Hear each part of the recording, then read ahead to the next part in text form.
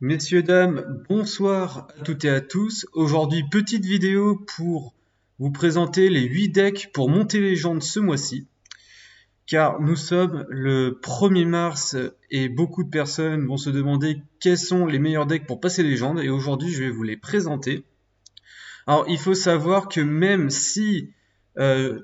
même si je vous présente ces decks-là, bien sûr, il y a des classes qui n'ont pas été présentes ou qui n'ont pas été revendiquées. Donc, si vous avez des classes en préférence, comme par exemple le prêtre ou d'autres classes comme le chaman ou le chasseur que vous aimez bien et que vous voulez monter légende, je vous invite à poursuivre vos efforts et continuer à jouer ces decks-là. Mais là n'est pas la question, je vais vous présenter les decks avec lesquels certains joueurs sont passés légende. Alors, nous allons commencer par le deck de Alb, qui est arrivé top 1 légende sur le serveur européen. Alb qui est un joueur italien ainsi que le champion du monde de la Wild Open Cup en 2017. Alors, il est monté légende avec un guerrier pirate, donc à peu près le même guerrier pirate que le mois d'avant, mais tout aussi efficace. Nous avons les canons du navire, nous avons tout le package pirate. C'est un deck agressif, hein. C'est un deck avec lequel vous allez devoir taper très très fort pour monter légende ou pour tout simplement au moins monter quelques rangs. Si ce deck vous plaît, je peux vous inviter à le jouer. C'est un deck qui est très efficace et puis Monsieur Alb est passé top 1 légende, donc je peux que vous inviter à le jouer. Nous allons enchaîner sur le deck de Edomiyu, ou Edo tout simplement, qui a fini top 1 sur le serveur asiatique. Alors, c'est un Kingsbane, donc encore une fois un deck que je vous ai présenté le mois dernier. Un deck qui est très efficace encore, qui a tendance à aller très très vite grâce, on va dire, à la carte clé du deck qui est la Plaie des Rois ou le Kingsbane pour ceux qui parlent anglais. Le but, hein, toujours la même, hein, essayer de booster au maximum la Plaie des Rois avec le boucanier, le poison mortel, l'huile d'affûtage du bricoleur, ainsi que la nouvelle carte, le poison nitro-stimulant. Donc, un deck très agressif. Alors, il joue arnaque, il y en a qui jouent pas. Bien sûr, libre à vous de jouer ce qui vous plaît, mais ce deck-là a fait top 1 légende, et encore une fois, je peux vous inviter à le jouer. Alors, nous allons enchaîner sur le deck d'un asiatique qui a un nom imprononçable, je m'en excuse. Du coup, j'ai mis le top 2 d'un joueur asiatique. Et ce deck-là n'est pas un Kingsbane, c'est un aggro, un rogue aggro. Et cette personne a fait top 2 légende, donc justement derrière Edo.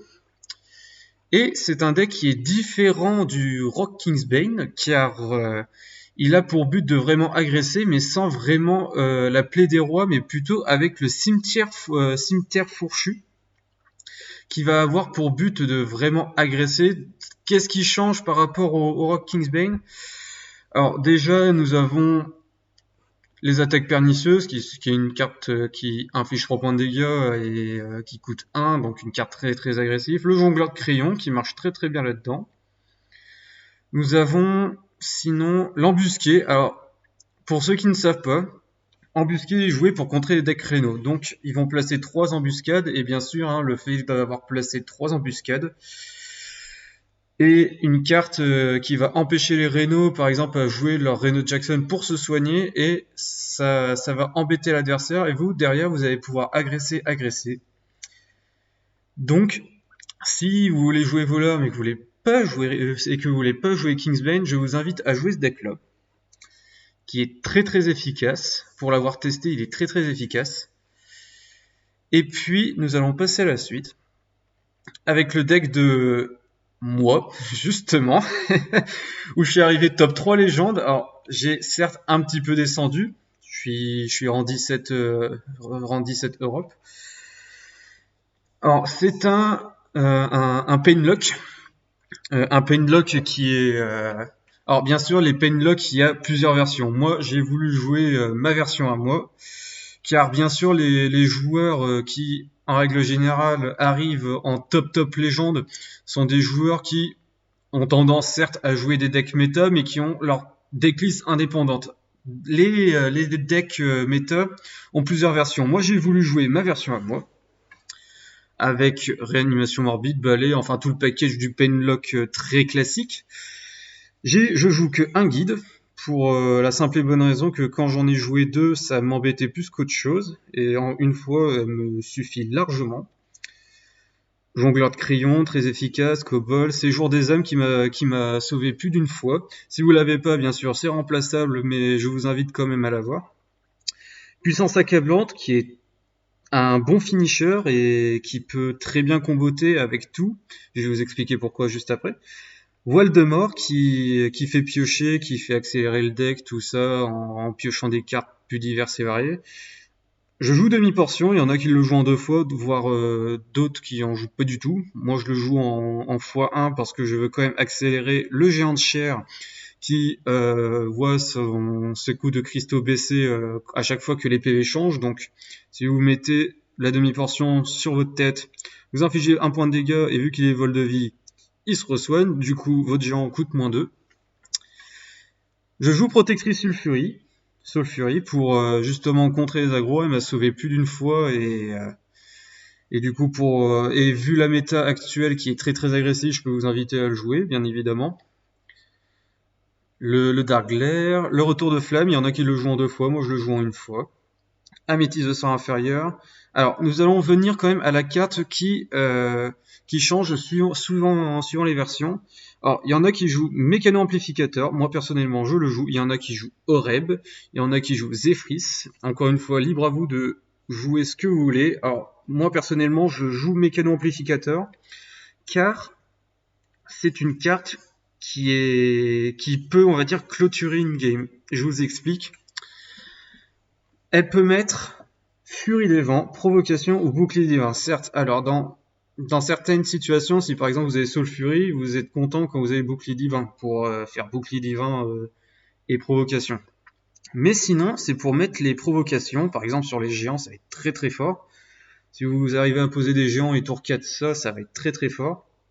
Ou sinon, Furie des Vents, et ça m'a sauvé plus d'une fois justement, d'avoir fait des géants avec Furie des Vents, donc ça infligeait 16 points de dégâts, je mettais puissance accablante, ça faisait 24 points de dégâts, et ça m'est arrivé à un match à avoir plus de 64 points de dégâts sur le terrain.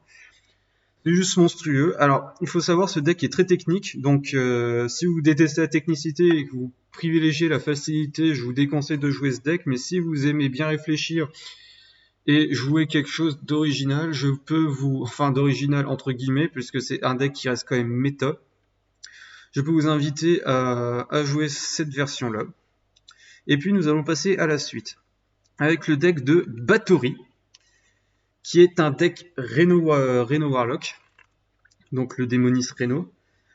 Alors, j'ai fait une vidéo dessus, vous pouvez aller regarder ma précédente vidéo sur le deck Démonis Reno de Ijodaiken, car c'est exactement la même decklist. Je vais pas m'éterniser dessus, mais cette personne a fait top 12 légende, donc le Reno Warlock est toujours aussi efficace et je peux vous inviter aussi à jouer ce deck. Alors, nous allons passer à une classe qui n'était pas présente le mois dernier et qui a topé, le deck de Vladik, qui a fait top 13. Il joue le Odd Demon Hunter. Alors pour les personnes qui connaissent pas le Odd Demon Hunter, c'est pour beaucoup de personnes et personnellement je trouve que c'est la classe qui utilise le mieux le Baku, donc qui change le pouvoir héroïque pour un pouvoir héroïque d'un niveau supérieur. Et le pouvoir héroïque du Odd Demon Hunter va passer à 2 points d'attaque. Donc c'est un deck très agressif. Nous avons les acolytes radieuses qui vont souvent, on va dire, aider pour les démons belliqueux ou les modestes écuyers. Nous avons aussi Brûlure de mana, qui est une carte qui est affreuse. Votre adversaire a 2 cristaux de mana en moins. Éclat glaciaire pour contrer les adversaires qui vont vous embêter, comme par exemple les démonistes Painlock ou qui vont jouer des géants, vous allez pouvoir les bloquer. Ou principalement, là, c'est cette carte-là qui va permettre aux voleurs de se stopper et de se faire ralentir. Il joue Barfoudeur, Pourfendeur, et c'est une carte qui est pas souvent jouée. Il le joue pour raison, ça reste quand même une de 1 pour 1 qui met un point d'attaque. Ça peut comboter avec quelques cartes comme par exemple où il est le démon. Et dans plein de situations, par exemple l'étude Illidari peut proposer des cartes qui vont aider par la suite. Nous avons les chasseurs qui restent quand même très forts, hein. Vous piochez une carte et vous jouez, si vous la jouez pendant ce tour, vous gagnez 4 points d'attaque, c'est très très agressif, malgré les stats de 4-1 qui est assez faible, l'effet est plutôt intéressant, et vu que nous avons quand même 22 cartes qui coûtent 1 de mana, ça peut, on va dire, dans la plupart des cas, piocher une carte qui coûte 1 de mana et vous allez infliger très souvent 4 points de dégâts. Morsure de l'effroi qui inflige 1 point de dégâts en marginal. Je pense que vous connaissez la carte, la poursuite implacable et le Leroy. C'est un deck très très agressif. Si vous aimez la classe et que vous voulez monter, je peux vous conseiller le deck. Je l'ai joué le mois dernier, il est très efficace. Je crois que j'ai été à plus de 78% de win rate, je suis à 18 défaites pour au moins 38 victoires. Donc, mis à part mon bon score personnel, ça reste quand même un deck qui est quand même très très bien, qui est très, comment dire, très imprévisible à affronter, et c'est un deck qui est très agressif et qui peut prendre par surprise. Donc si vous aimez bien Chasseur de démons, ce deck là est fait pour vous. Et on va passer à la suite avec le deck de Deadly Kitty, un joueur français avec lequel il a fait top 17 Europe. Alors, c'est exactement ma decklist de match secret. Et pour cause, Deadly Kitty est un joueur français, donc il connaît ma decklist, tout ça. Il est monté top 17 Europe, donc c'est une decklist qui est toujours viable. Je vous invite à regarder ma vidéo sur le match secret pour en apprendre un peu plus sur le deck. Et nous allons passer à la suite. Et nous allons finir sur le deck de Scary Cookie, qui a fait top 34 avec un deck Odd Paladin. Alors le Odd Paladin est un deck très très embêtant, pour la simple et bonne raison que son but va vraiment poser des tokens, plein de petits tokens qui sont les recrues de main d'argent, des petites 1-1 qui vont, on va dire, poser problème, par exemple avec des cartes comme Maître des Chevaux, ou surtout l'Intendant, qui donne 2-2 à tout recrue de main d'argent. Nous avons dans le deck la cause vertueuse qui va les booster. Et après, nous avons quand même affaire à un deck qui est quand même assez classique, un deck très agressif, comme on peut en croiser beaucoup. Il joue Barov, il y en a qui le jouent pas. Moi, je trouve que c'est une carte qui est quand même intéressante si vous affrontez par exemple des prêtres, des Big Priests, pour les passer facilement. Il joue la Chouette Bec de Fer, donc une carte que nous avons pas l'habitude de voir, mais qui est quand même très intéressante. Une de 1 pour 3 qui est réduite au silence, donc il peut passer les taunts, comme par exemple les 3-9 du démoniste, ou la 5-7 du démoniste, ou d'autres taunts, comme par exemple le Colosse de la Ferrari. Donc cette personne a fait top 34 Europe, et si vous aimez le paladin, je peux vous proposer ce deck, qui est très efficace et qui est surtout très solide parce qu'il ne s'épuise quasiment jamais. Et puis voilà. Bon, ma foi, j'espère que cette vidéo vous aura plu. N'hésitez pas à lâcher un pouce bleu ou vous abonner à ma chaîne pour me soutenir. Si vous avez des idées de deck pour que je vous présente en vidéo, je vous invite à l'écrire en description, en commentaire pour que je puisse avoir des idées dessus. Je lis absolument tous les commentaires, donc n'hésitez pas. Et sur ce, je vous dis quand même à la prochaine, et n'oubliez pas, amusez-vous, c'est vraiment le plus important.